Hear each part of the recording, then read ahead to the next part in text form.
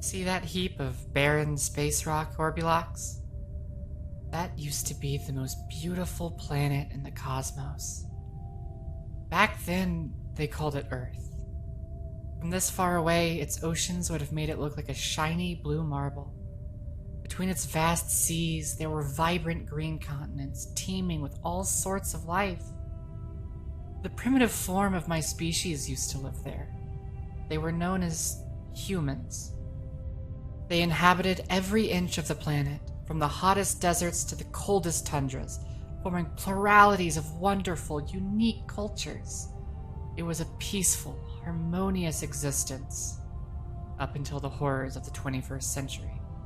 The repressive, backwards era of the early 21st century reached its apex in galactic year 2027, when the despicable chieftain of the most powerful nation launched an attack against a rival culture, ultimately initiating the terminal spiral that obliterated all of the lush forests and deep blue oceans.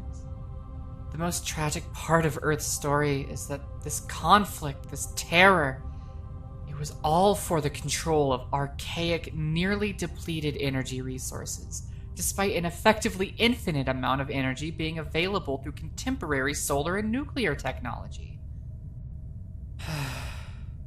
Unthinkable weapons were unleashed between the nations, and most life on Earth had perished during those dreadful years. From the ashes, the greatest minds of the remaining humans came together, tirelessly working to find a way to save humankind from ever-looming extinction. Those final years on dying Earth, they were the brightest of its entire history.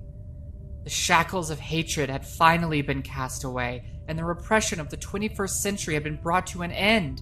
Earth had returned to its former harmonious state. All conflicts had ceased, and humans were allowed to have sex with dogs again.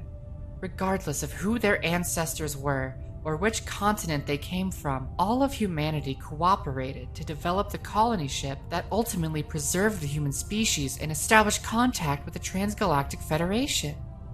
In the end, it was not Earth that lived on, but its legacy of resilience in the face of overwhelming odds.